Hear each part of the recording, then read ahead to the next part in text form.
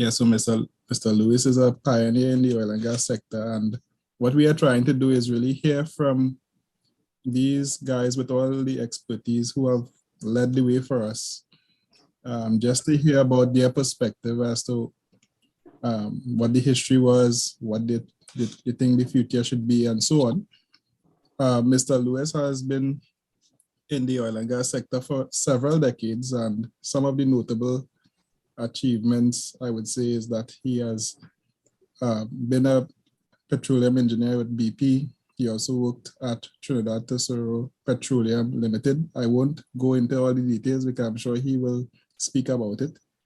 One of the interesting things here for us being on an SPE platform is that together with Dr. Waldron and Mr. Bubsing, they formed the Trinidad and Tobago chapter of the SPE. So that would be an interesting part to hear. What was the conversation like to actually allow something like that to happen? And well, currently, Mr. Lewis is a director at Heritage Petroleum Limited. So I guess he might be able to share some insight as to what's happening there also. In terms of how we will conduct this session, I have some basic ground rules here. It would be nice if everyone has their name on the profiles. If you want to ask a question, you can always post it in the chat. At the end, there will be a nice little session where you can ask questions if you so desire. But while the interview is going on between Daniel, who is the president of the UV chapter of the SP, and Mr. Lewis, we would give them the chance to conduct the interview. And then at the end, we will have a little Q&A section for Mr. Lewis. The last thing is the session will be recorded because we really want to keep these sessions as part of our library. So if you have any issues, let us know. So now I'll just pass you all over to Daniel. So Daniel, over to you. Okay, cool. Thanks, Dr. Alexander. So yeah, I guess since we basically got the introductions out of the way, we could get started, right, Mr. Lewis? Yes, sir. All right, well, let's go.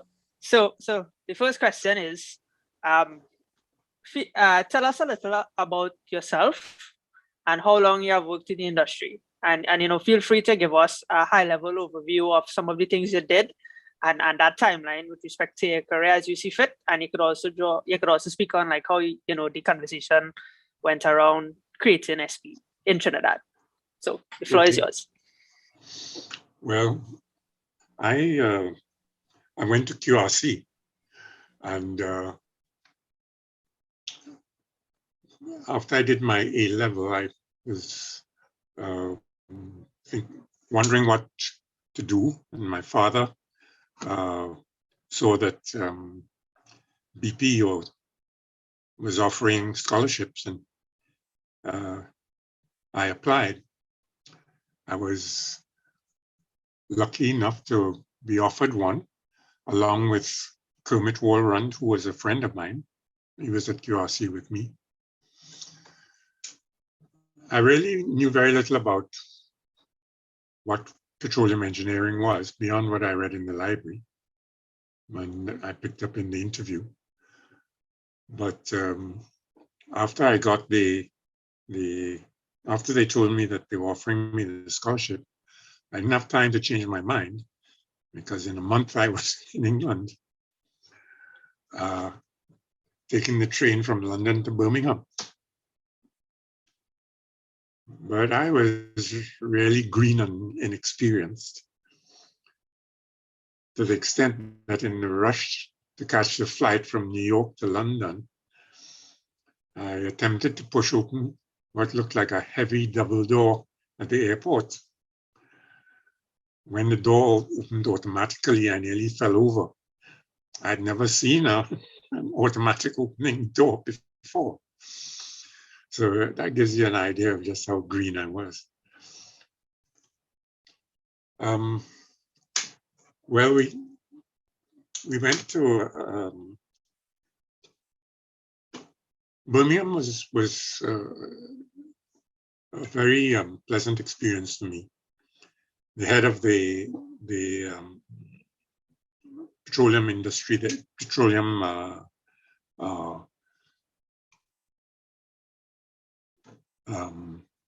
the head of the petroleum area there, he had worked in Trinidad.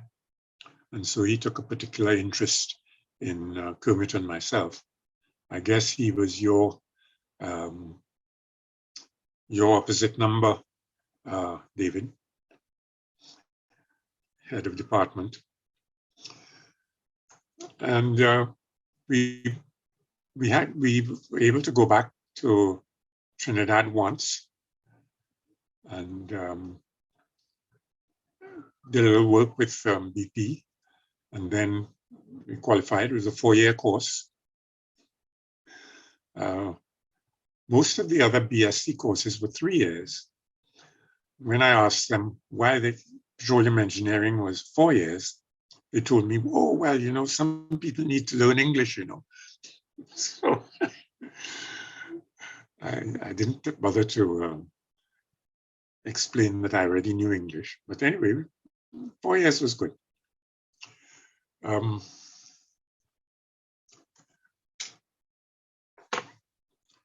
When we came back,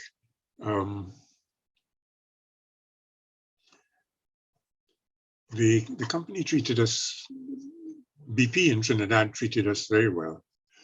And there were 2 other Trinidadians there, Ken Birchwood, a geologist, and Greville Jones. Greville had actually been to Birmingham as well. So those were the only, all the other engineers were expatriate, mostly English. But that was a good time for us because the government was putting pressure on BP to get more local engineers. And the oil price was not very high. It was about $2 or $3 a barrel. And so they needed to lower their costs, get rid of some of those expatriates. So both Kermit and I moved up reasonably quickly. So I started there in 1962. Don't bother to count where you would have been then.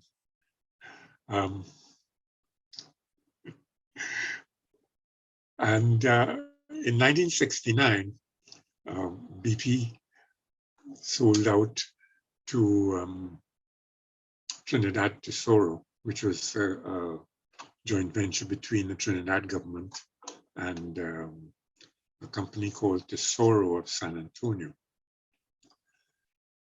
I chose to stay with Trinidad Tesoro,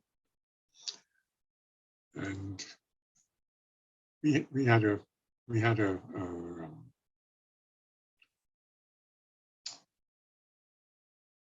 it was pretty good.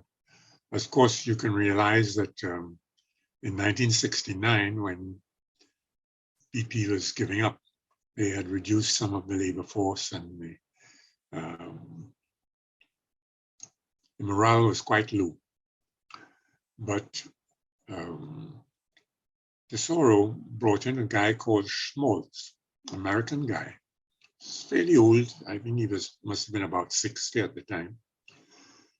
He had been in the petroleum business for quite a long time. He'd been in the army and so on.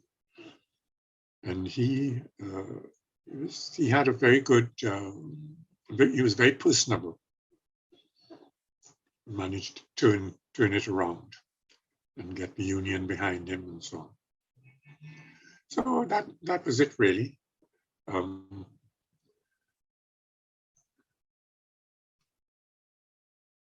I stop here? Yeah, sure. I don't know, maybe I want to allude to the fact, like maybe the conversation that went around starting SP. TT? Oh, yeah. Well, Kermit Walrond At the time when BP shut down, Kermit Walron went to the US and he did his doctorate, and he got to be working with Shell in Houston. And he was part of the SPE there. And so he left Shell and went to Amoco. And Amoco transferred him eventually to Trinidad. So he wanted to start up the SPE there. I had been secretary of the equivalent organization for the UK, for England. I forget exactly what it was called. And so we got together and we were friendly, both friendly with Trevor Bupsing. So we got together with him and a few others. I can't remember who they all were. And we started this thing. It went like a house on fire, really. We were soon having meetings where people were giving papers. And after, I forget how long, we started that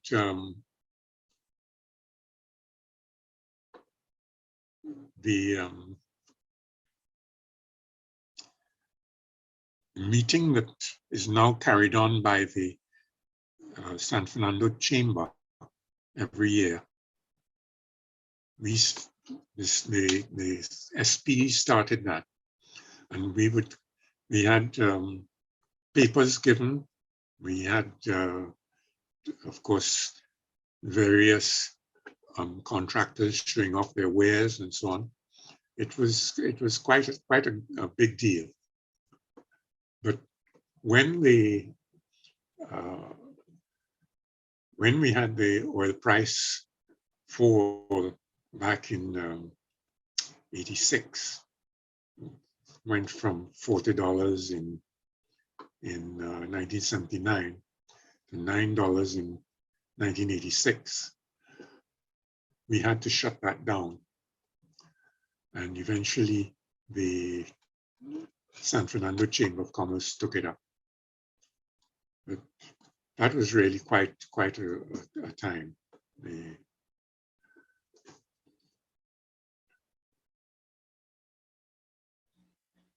Cool, nice. I mean, nice for me. That's something educational for me because I wouldn't have known that. And you know, I'm very glad that you all had this discussion, that you all sit down and started this society, because now I have an opportunity to be a part of everything here and get to meet you guys and meet other persons in the industry and, you know, just have conversations with them. So for me, thanks very much. Okay, cool. So okay, so all right, so on to the next question then, right? So very similar to what you asked me before we started. What caused you to join the petroleum industry, and what were some of the major circumstances and events that led to you choosing this career path? Well, as I said, it was just, I just fell into it. I was always interested in engineering from quite small, but I hadn't made any choice of what sort of engineering to do. And so when petroleum engineering offered itself, I took it, and I found it was really very interesting. I liked the combination of the geology and the actual engineering. And when I got back to Trinidad, I really enjoyed quite a bit of it was outside, outdoors, checking pipelines and running pipes and so on. Not very highfalutin engineering stuff, but you know, you have to start somewhere. And I like that. I like working outside. I could easily handle the mathematics because I'd done that at QRC. So things like the pressure loss in pipes and measuring the natural gas and all that was reasonably easy for me. So I felt it like a duck to water, really.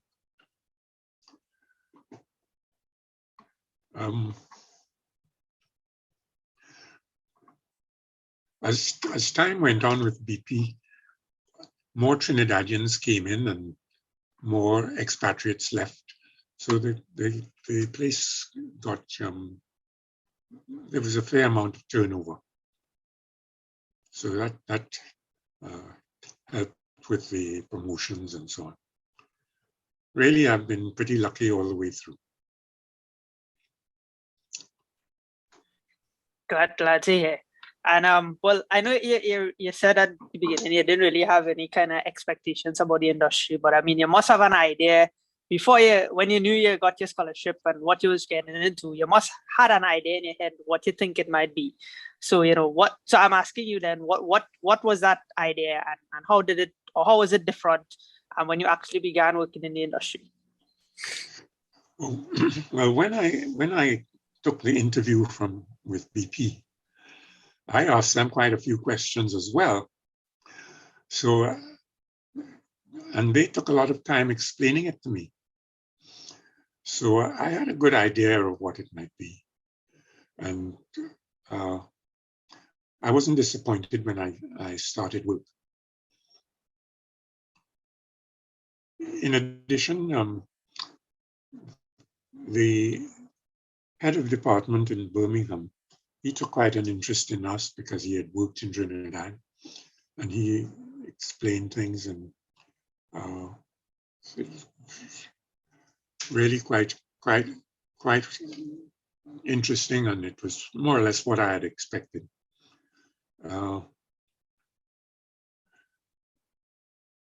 Later on, I went to do a Master of Science at University of Southern California, and I went to one of the SPE meetings there, which was really more or less what we were doing in Trinidad. And so it was quite good. Awesome. And as you mentioned, in some of the places that you got to go to, right, such as Birmingham and California, what are some of the other places that you went due to working in the industry, and what are some of the people that you had the pleasure of working with? Well, I worked at offshore in Trinidad in Point Fortin, and one time there we had invited bids for rigs, and one of the companies had some rigs in Africa, Nigeria actually, and we went down to have a look at them. That was quite interesting. A good thing we went, because they were really a bucket of bolts. They must have been the first rigs built, really old. So needless to say, we didn't take them, but it was an interesting trip. I've been up to the Offshore Technology Conference a couple of times too in Houston. That was quite interesting. They had a whole lot of papers there. You really had to plan out what you wanted to listen to, or else you'd get lost.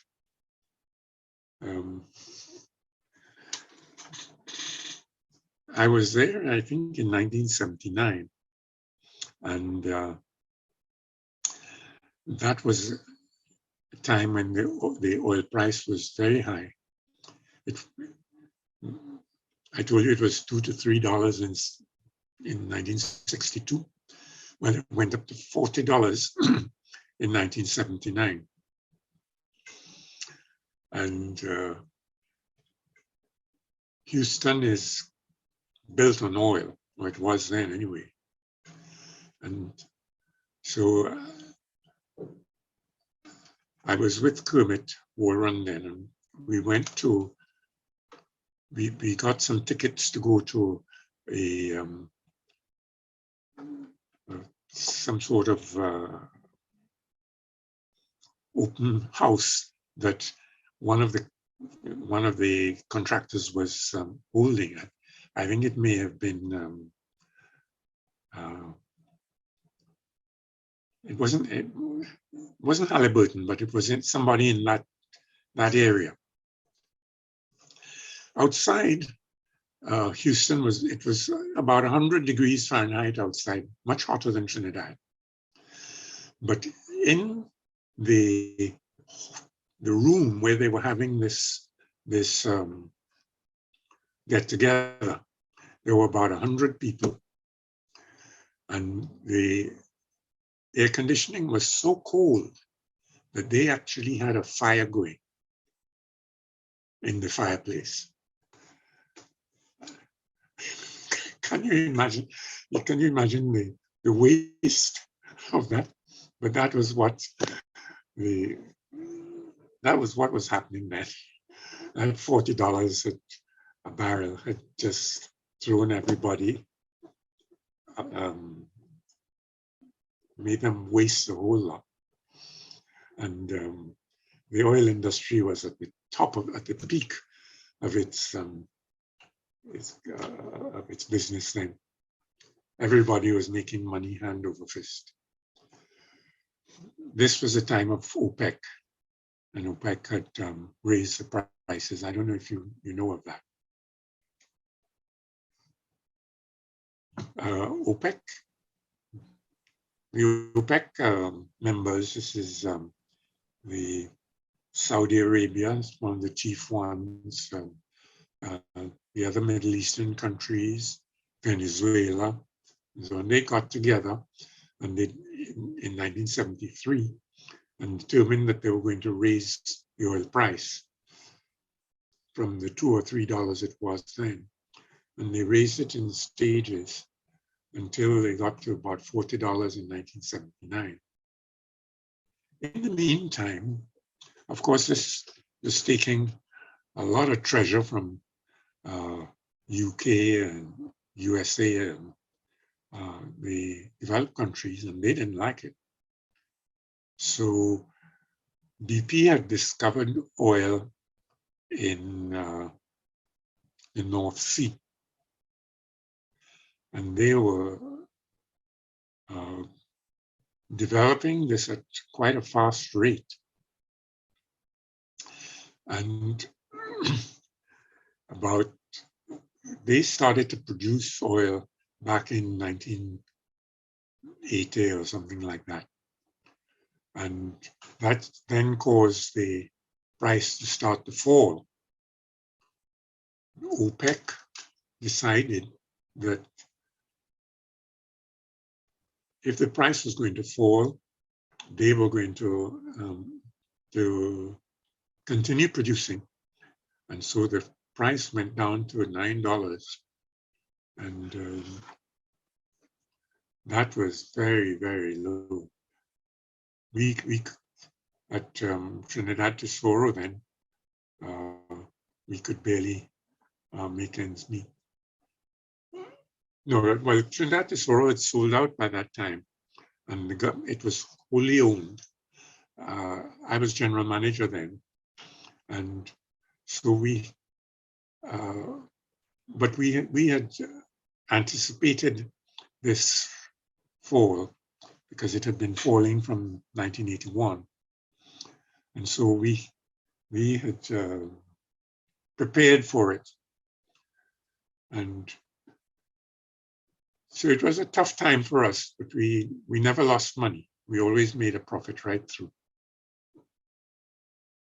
We got people together and got them to see what they could do within their own sections to save money. And we offered little prizes for it and so on. And we reduced the operating costs quite considerably. And the union was quite helpful as well. So we never lost any money.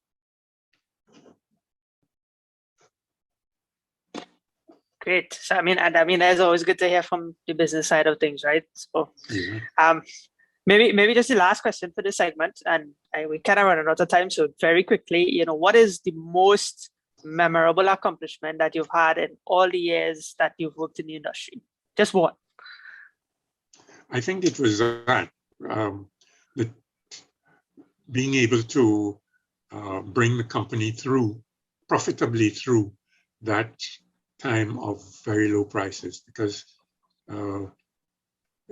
very low prices were from about 85 to 87, but the lowest was in 86. And it took quite a while for the price to get back to something reasonable. But we got through it all. Okay, great. So that's kind of wrap up that session with respect to you and some of the things that you've done in your career. So just two quick questions. So what in terms of some advice that you could give in terms of the industry and moving forward in the future, what skills do you think are necessary in order to be successful in the industry, like from today and moving forward? Well, I think determination to succeed is an important thing, because that will make you flexible and able to do what is required to succeed. I remember after when Trinidad and Tobago was taking over from BP, it was a period, as I've said, a period of very low morale, and there was a staff union formed, the engineers and geologists, and so got together in a union, and they were negotiating with the company. And I remember being really surprised when they wanted to negotiate such that a new recruit coming from the university, just out of the university, would be always in the office, not have any field work to do. And I thought that was very unfortunate. You need to be able to straddle the whole gamut, work in the field, the work in the office, the engineering work, and everything. If you don't go out in the field, you really don't know what's going on.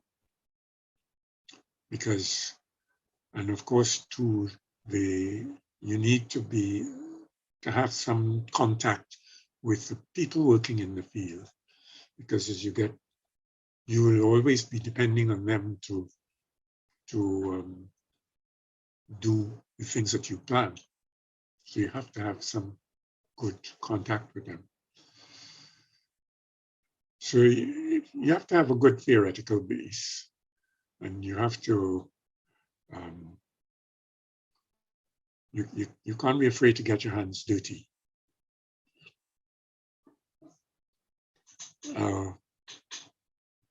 In some of I remember once we had a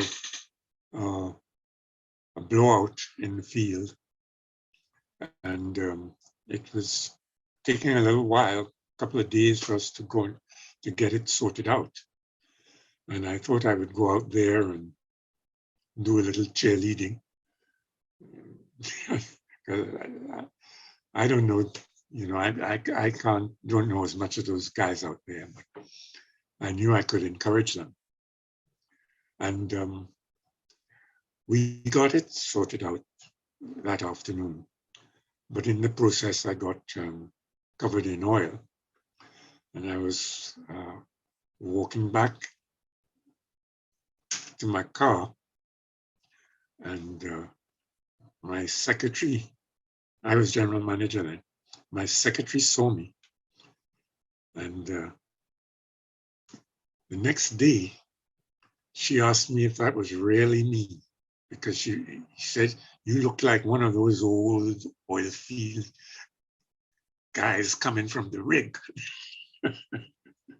Not quite what she wanted her boss to be. But anyway, I think you have to, be flexible. And you have to be able to build teamwork.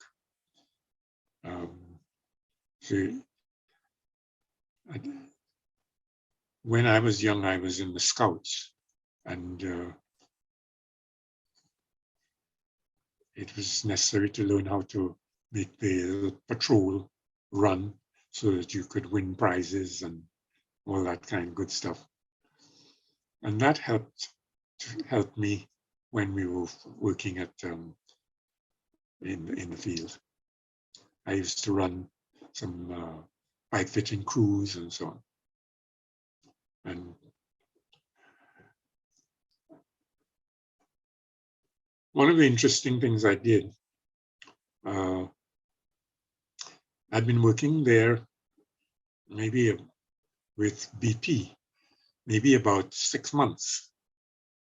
And they asked me to go to Moruga. We had a small field in Moruga. Back in '62, the telephone in Palo Seco, which was the headquarters, was very poor. You couldn't, you had to go through the operator to call Port of Spain, and the operator may have been asleep. This is the operator working for for telco. Operator may have been asleep, so he might not have been able to make the call. Moruga was worse. And the road to Moruga was really quite bad. It was the Pinal Rock Road. It was really a rock road then. So I was the engineer in charge, and I was living down there in a 3-bedroom house. I was the only engineer down there. So in the afternoons, I really had nothing to do. But I took up my time doing some experiments with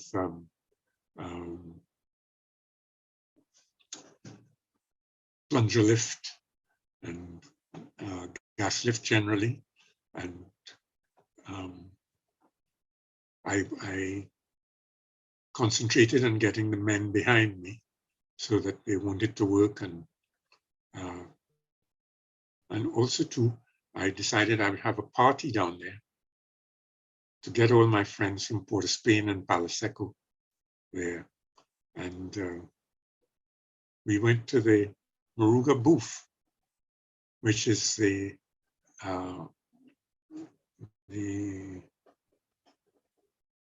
mud volcanoes in Moruga East. That is really an interesting sight. You have to go through the forest. It's quite thick forest. And all of a sudden you come onto what looks like a moonscape.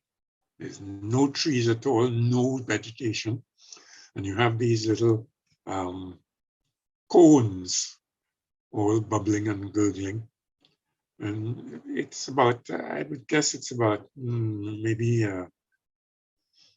30, 40 yards across, roughly circular. It's quite impressive. You should go there if you ever have time. So that went off quite well. People from Port of Spain were, my friends from Port of Spain were quite impressed.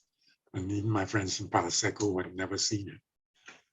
But seeing as I was in charge, I could get them to cut a path through the forest.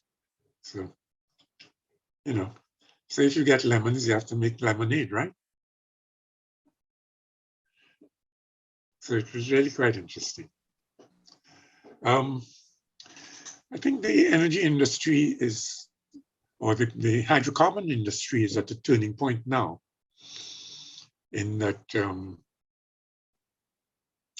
climate change is going to shrink the industry. But what you have to realize is that African and Asian nations are advancing and getting richer, and they need energy, and renewable energy is not going to be able to keep up with them. So the hydrocarbon industry is going to be with us at least for another 40 years.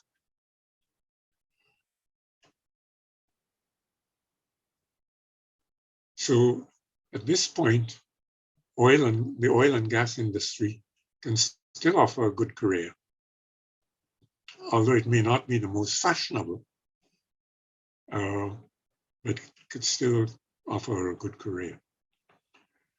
I am basing what I said on some work that was done by McKinsey. They are a big American kind of think tank. You've heard of them, maybe? Have you? McKinsey? Yes, they're consultants, and they put a lot of effort into looking forward and forecasting the future. So and of course, that is why Exxon is still spending a bunch of money in Guyana, because they recognize that the hydrocarbon industry isn't going to disappear overnight.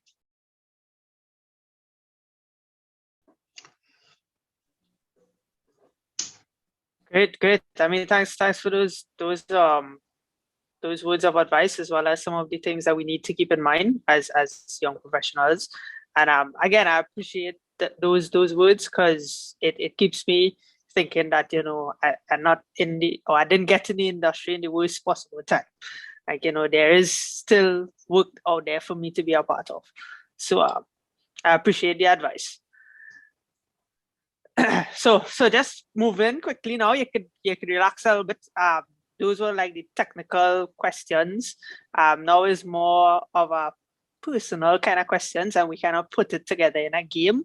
So the idea is for me to just ask you a bunch of like a question, and you just have to choose, right? Or just say what the answer is as it pertains to you. Cool. Sure. Great. So the first one is what is your favorite genre of music? Favorite what? Genre of music. Oh.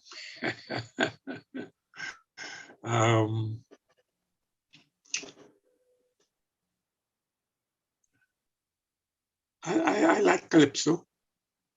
Okay. Nice. Yeah. So I'm more of the more recent one, where calypso transferred to or translated to soca. So I'm more of a soca, but I have a good appreciation for calypso as well. So Okay. So yeah. So next question. Onshore, offshore exploration. Exploration. Well, I've done both. Which one would you prefer? Or which one? Which one you would like more, if you had to choose? Well, I like the sea. So I would go with offshore, but I've really spent more time on land. But I love being offshore. Being on the boats and going out to the rigs. That's I find that quite interesting. Also, to offshore, the production is larger. The wells are more probably deeper. Everything costs more, so it's more challenging than on land.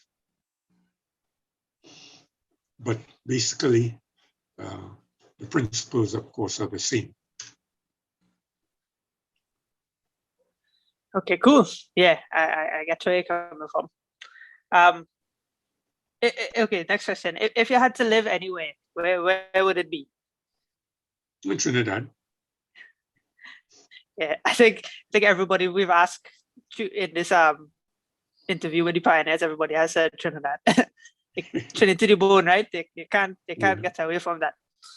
Who were the other people you interviewed? We did Mr. Waldron.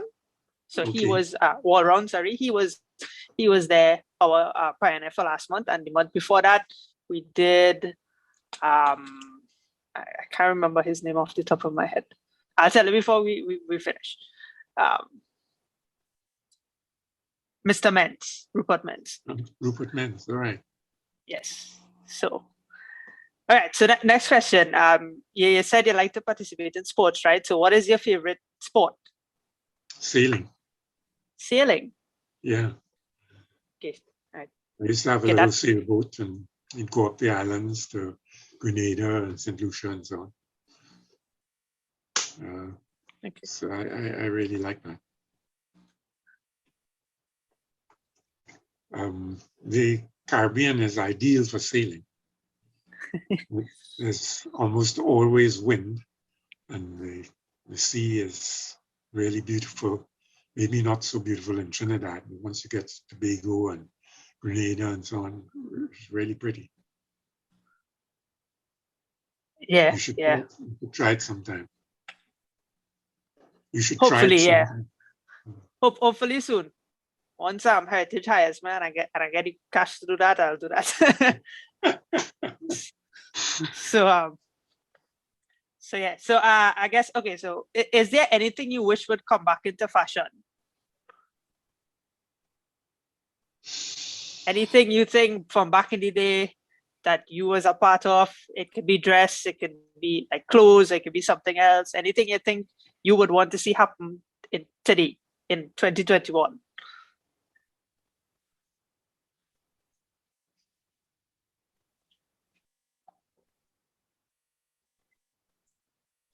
I can't think of anything offhand. I'm sure there's something.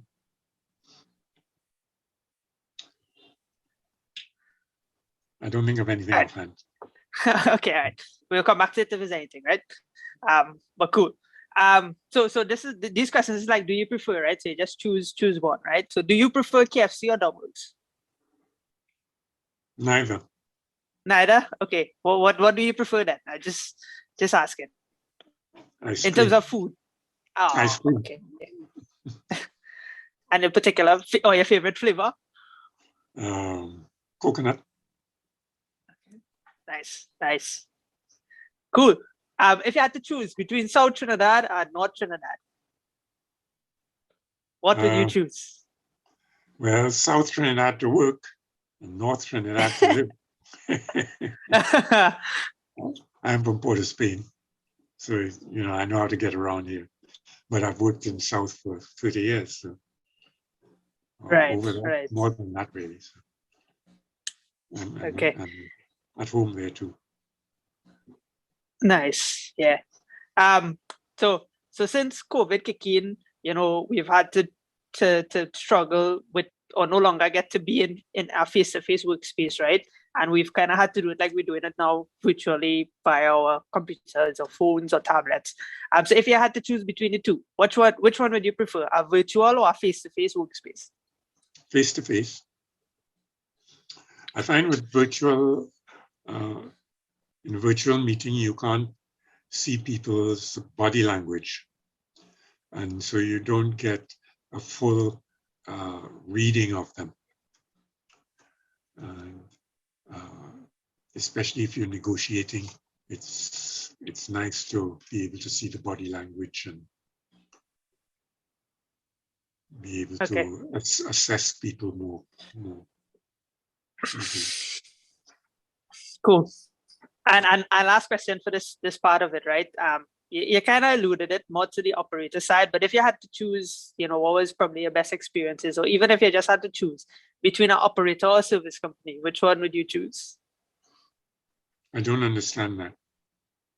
Oh, okay. So to my knowledge, your operator companies is like your BP, your BHPs, your Heritage, and your service companies would be like your Baker Hughes and your Halliburton and those who provide your equipment to drill and stuff like that. So if you had to choose, and I think I know what you're going to choose, but if you had to choose. Yeah. I prefer the operator company because you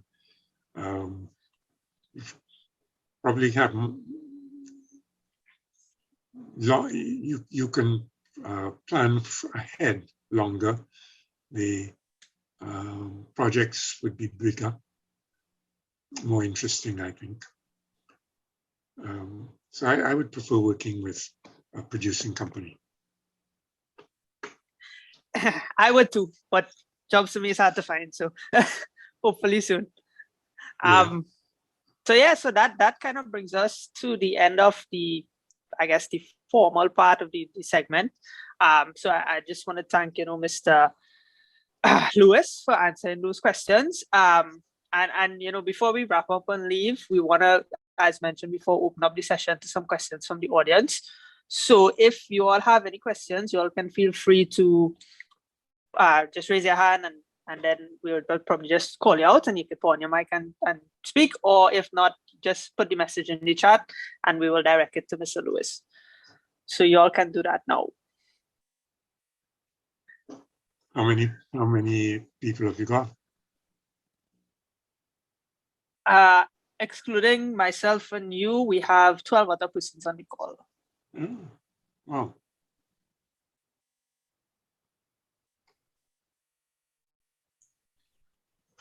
Does anybody have any questions for Mr. Lewis? Or comments? Can ask anything. Mr.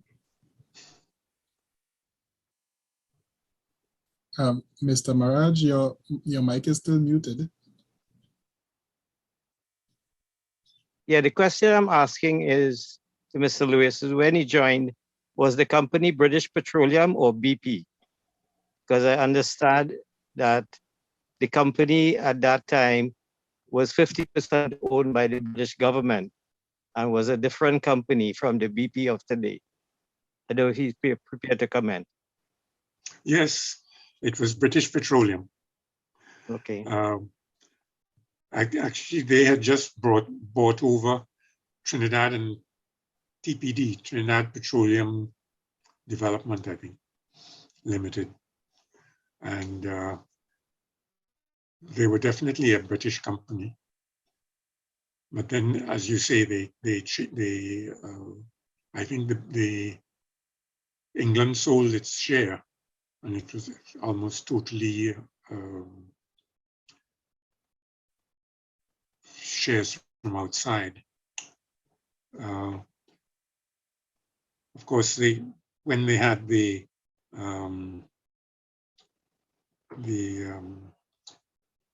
that debacle in the Gulf of Mexico, they almost went under. Remember when there was the Deepwater Horizon, I think was the name of the well that blew out in the Gulf of Mexico and cost them quite a bit. They almost went under. Yeah, the Macondo well in 2010. Yeah, that's right. Also, when you joined, I understood that the British Petroleum Company had bought out some of the smaller land operations, like Apex and TPD. That's Do right. you have any? Can you advise us on, what that history looked like? Because I heard that from our draftsman, I think was from Apex. I mean, Okay. our being Amoco. Okay. Yes, they bought out TPD, Apex, and Kern. Kern was in Guapo. Right.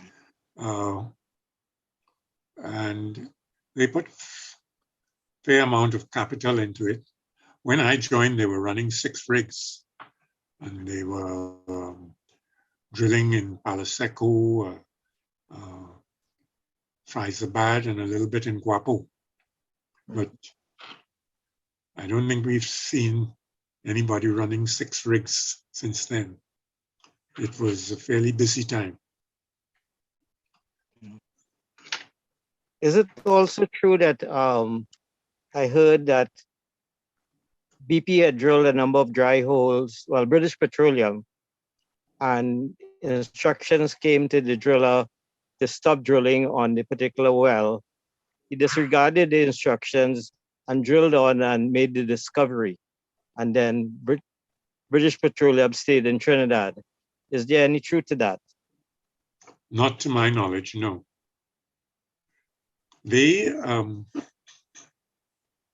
determined that they were going to buy out TPD, Apex, and Kern, and they bought them out. And the production then was fairly reasonable. And I don't think they discovered any new fields while BP was there. But that sort of story was, I think, true for the discovery of that big field in Texas.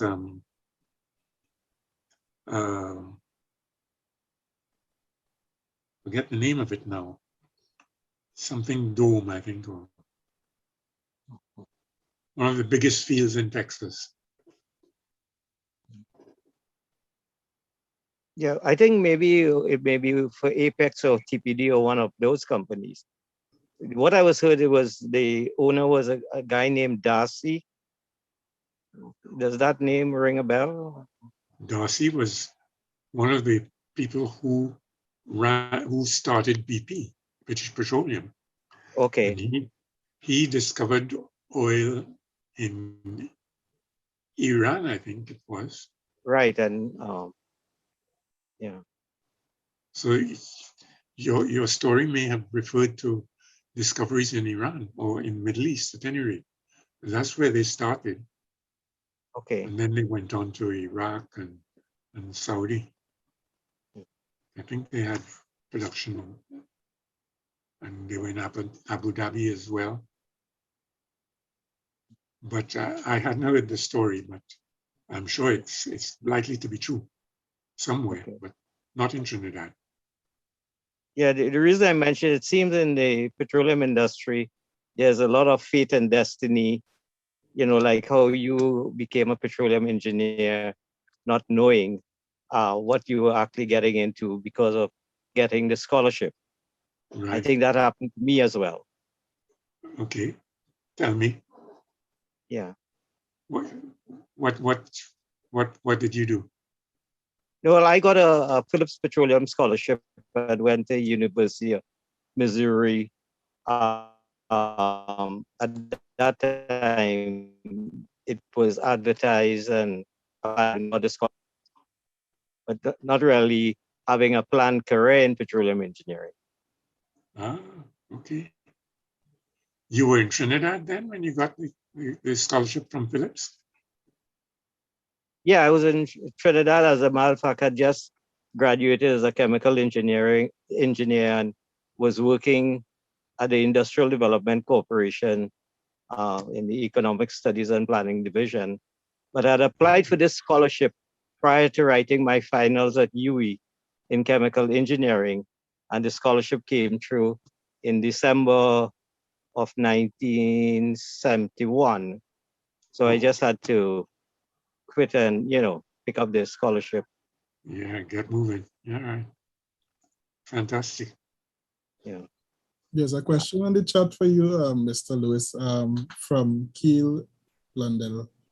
He wanted to know when the well that you described with the blowout, in which you were covered with oil, what was the cause of it? Was it faulty equipment? Was it a miscalculation?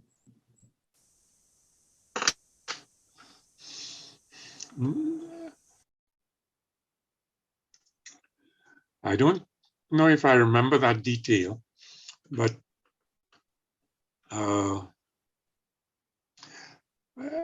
I believe it was a well that they were working on, and they expected it to be more or less low pressure. And when they were cleaning it out, the well came in, and it had quite high pressure. And it was spewing oil quite, sort of 10 feet, 20 feet in the air.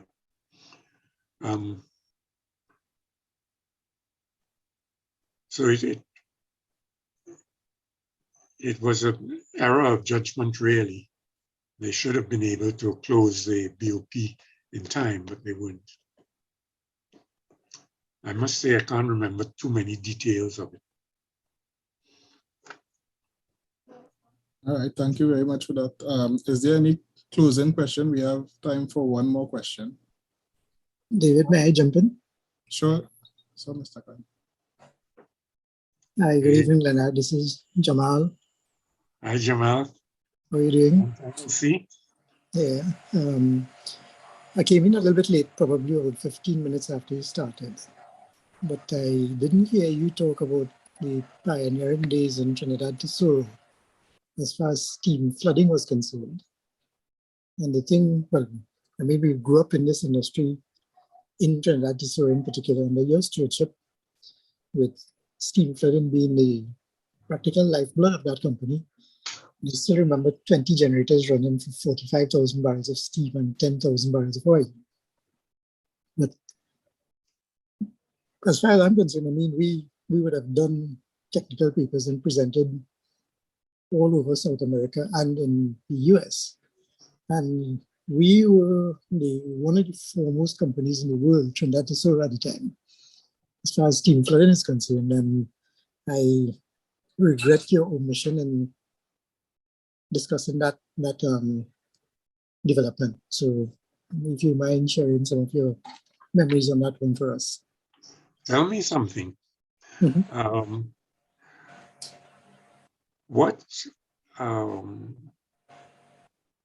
What quality steam were we aiming at then?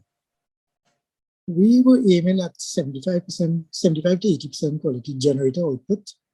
And by the time we finished our model runs and came to wellhead, we, depending on the condition of the distribution network, we had modeled it to be as good as 60% wellhead quality.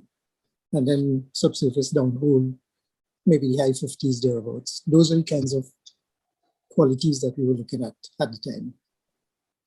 So we didn't think it was impossible to get 80%. No, we didn't think so. But I think we had a judicious balance we used to keep, depending on trying to preserve the integrity of the tubes in the steam generators. Because by running it at sustained, extremely high qualities, you would end up getting increased downtime on the generators as a consequence. So it was a balance of reaching somewhere in the 75% range on steam quality generator output. Okay. Right. I was quite question. Mm-hmm.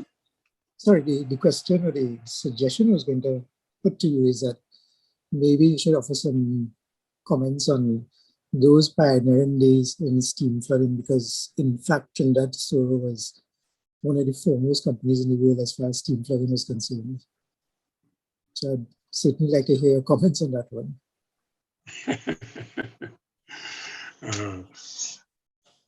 You remember us running the pipes and so on and burying it underground and drilling. I don't know how many wells we drilled in that place. I used to drill a well a week. More than that. In fact, you referenced 6 drilling rigs running at one time in Trinidad and Tobago. I still distinctly recall in the early 80s, we had 3 drilling rigs and 29 workover rigs, 20 steam generators, 45,000 barrels of steam, 20,000 barrels of oil, 10,000 of which was thermal recovery. I mean, those things are etched in my memory forever because we lived it. So I was hoping that you would have shared some of that with the audience, because those are very, very exciting times. You were in the SP right at the start too, weren't you, Jamal? Not at the start. I started a little bit later. We started the SP under that group, yourself, Shastri, Kermit, yeah. And then I came in sometime after that, not very long afterwards. But I wasn't at the inception. No, I wasn't. But you delivered some papers at the annual meeting, didn't you? Yes, in Annual fact, I published in Peru, in Argentina, Venezuela, the US, and I think I do, and I've been trying to find it back. A publication in Neftegas in Russia, but I just cannot lay my hands on it. David, David, that should be interesting for you, David Alexander. Yes, of course. I thought, well, I think Mr. Khan also spelled it out pretty well, and clearly he had a lot of fun during that period. So I think we will bring him on next in this session. That's a very good idea. Oh my goodness, what did I do? But what I would like to do, I mean, since we are out of time, I'd like to thank you, Mr. Lewis, for sharing your experience with us. It was really interesting to hear how the SPE started, and all of us eventually got involved hearing about the history of the industry and your general perspective on how things should be. And I'd also like to thank the host for doing such a great job in probing those answers from you. And I'd like to thank all those who have attended, so that we can also probe further into some of the questions that should be of interest to us. So I'd like to wish everyone a good afternoon until we have the next session again. So take care, everybody. David, thank you very much, you and Daniel. I really appreciate, I'm proud that the SPE is still going on in Trinidad, and that it's got some hardworking people like you and Daniel. And I'm really happy that you were able to bring out my friend Jamal. I couldn't miss it. Thanks very much. All right, take care, everybody.